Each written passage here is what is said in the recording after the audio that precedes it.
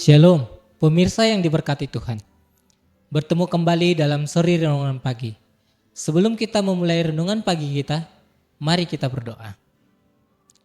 Terima kasih Tuhan untuk berkat-Mu pada pagi hari ini. Kami masih dapat bangun dengan tubuh yang sehat.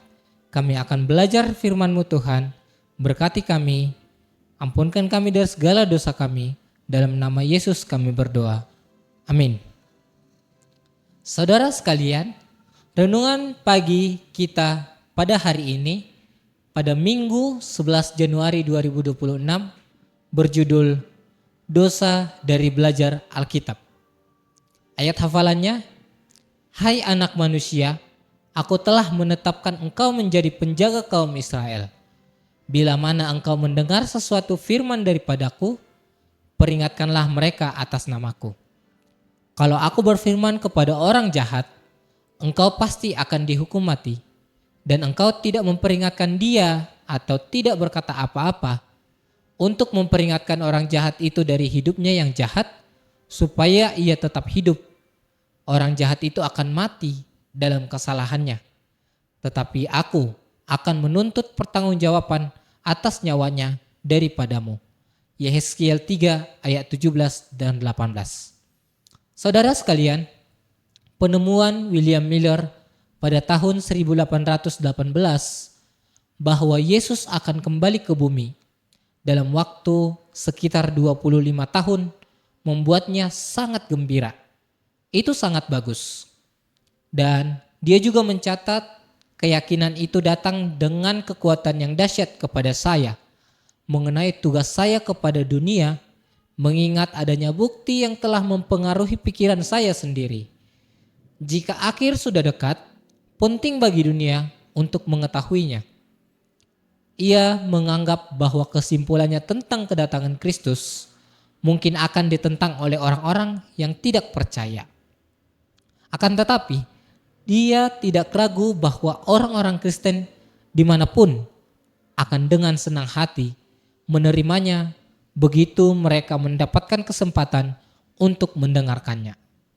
Meskipun demikian, ia merasa takut untuk menyampaikan temuannya, mengingat jangan-jangan saya keliru dan menjadi sarana untuk menyesatkan orang lain.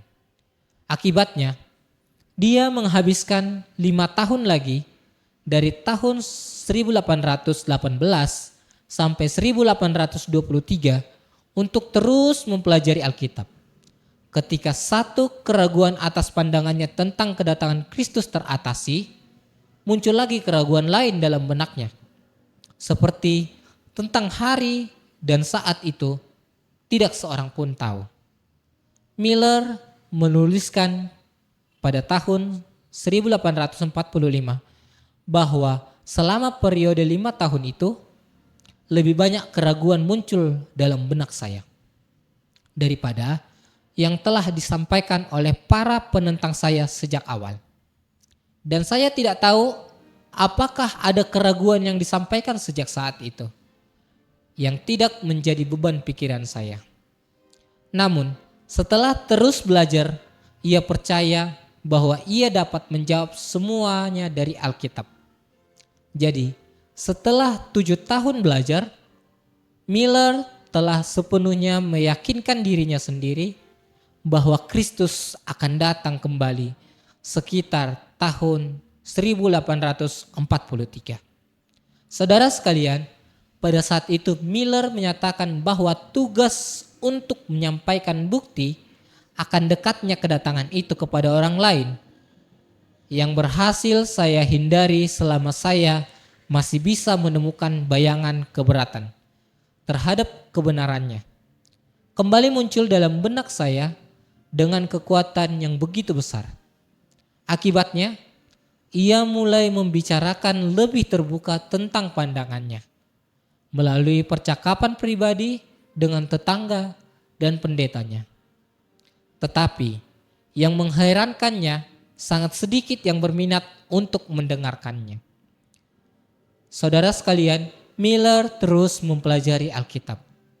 Dan semakin banyak yang dia pelajari, semakin yakin dia bahwa ia memiliki kewajiban untuk memberitakannya kepada orang lain. Pergilah dan kabarkan kepada dunia tentang bahaya yang mengancam mereka.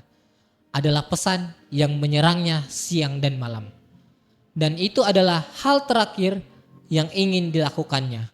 Seperti banyak dari kita, Miller senang mempelajari Alkitab, tetapi ia tidak memiliki ambisi untuk melakukan apapun.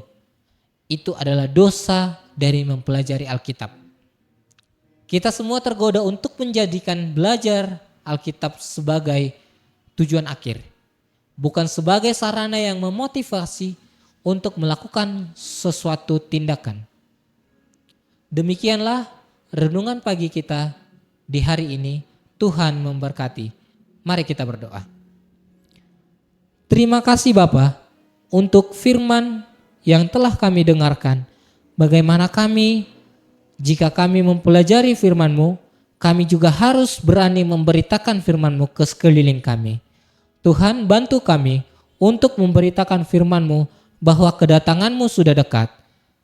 Tuhan, kami dalam sesi ini sudah belajar akan firman-Mu Tuhan, dan kami juga tak lupa berdoa untuk saudara-saudara kami yang sedang menonton dimanapun mereka berada Tuhan. Engkau berkati mereka, Engkau berkati pekerjaan tangan mereka.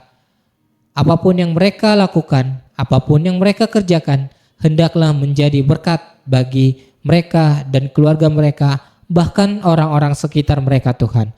Tuhan, kami berdoa untuk mereka yang sedang dalam keadaan sakit, kiranya Engkau pulihkan mereka, sembuhkan mereka melalui obat yang mereka minum Tuhan, sehingga mereka dapat bersukacita mendengarkan pekabaran firman-Mu di hari-hari yang akan datang.